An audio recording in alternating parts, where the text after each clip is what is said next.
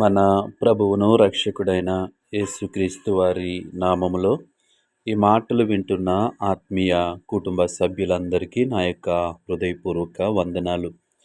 ఈరోజు నా కోసం ఆత్మీయ కార్యక్రమానికి మిమ్మల్ని అందరినీ ప్రేమపూర్వకంగా ఆహ్వానిస్తూ ఉన్నాను.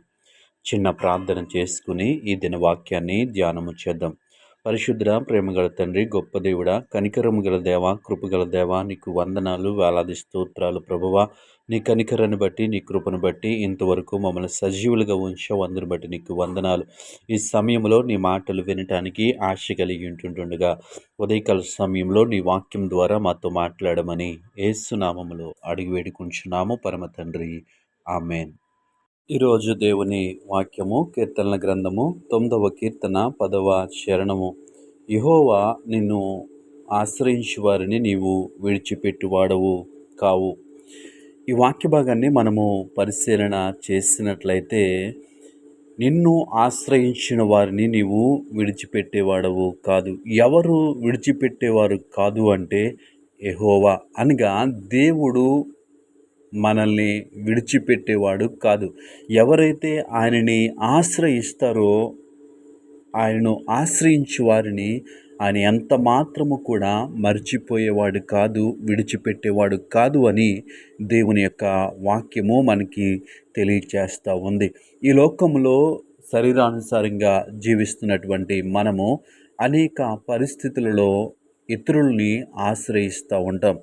వారు మనల్ని విడిచిపెట్టేస్తారు, వారు మనల్ని మరచిపోతారు. ఎందుకంటే వారు కూడా మనలాంటి వ్యక్తులే, వారు కూడా మనలాంటి ఆలోచన కలిగినటువంటి వారే. వారి ఆలోచన కూడా మనలాగా పరిమితమైనటువంటి శక్తులు కలిగినటువంటి వారే. అయితే దేవుని వాక్యాన్ని మనము చూసినట్లు, నిన్ను ఆశ్రయించు వారిని నీవు విడిచిపెట్టువాడవు కావు. ఆయన మనల్ని విడిచిపెట్టేవాడు కాదు. ఎందుకంటే ఆయన సర్వ సృష్టికి కారణభూతుడు, ఆయన సర్వశక్తివంతుడు. కాబట్టి ఆయన నిన్ను నన్ను ఎంత మాత్రము కూడా విడిచిపెట్టడు. మనము ఎలాంటి పరిస్థితుల్లో ప్రయాణం చేస్తూ ఉన్నా, ఎలాంటి పరిస్థితుల్లో మనము జీవిస్తూ ఉన్నా ఆయన మనల్ని విడిచిపెట్టేవాడు కాదు. ఎందుకంటే ప్రతి పరిస్థితిని ఆయన మార్చగలడు, ప్రతి పరిస్థితిని ఆయన తారుమారు చేయగలడు. కాబట్టి ఈ ఉదయకాల సమయంలో ఈ వాక్యం వింటున్నటువంటి నీవు నేను మనము ఆయనను ఆశ్రయిస్తున్నామా లేదా అనేది మనము గమనించువారిగా ఉండాలి. ఆయనను ఉన్నటువంటి పరిస్థితుల్లో మనము నిజముగా ఆయనని ఆశ్రయిస్తున్నామా లేదా ఆశ్రయిస్తున్నామని అనుకుంటున్నామా? ఒకసారి ఆలోచన చేద్దాం. ఈ దేవుని వాక్యము మనలో లేనప్పుడు, దేవుని ఆత్మచేత మనము నడిపించబడట్లేనప్పుడు నేను దేవుణ్ణి ఆశ్రయించాను అని అనుకుంటాం.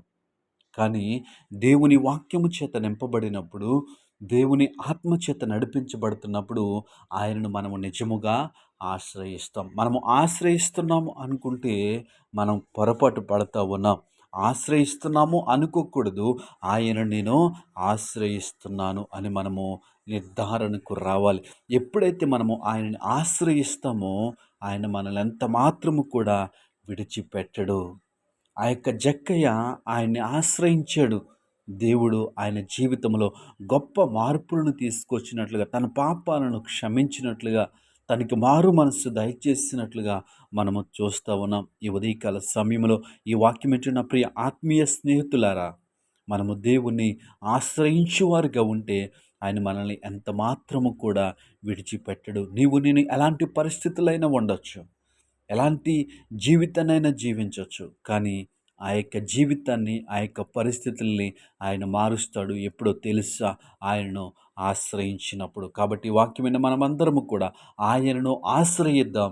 ఆయనను మాత్రమే ఆశ్రయించి మన ఆత్మీయ జీవితంలో ముందుకు సాగుదాం. అట్టి కృప దేవుడు మనకి అనుగ్రహించునుగాక. ఆమేన్.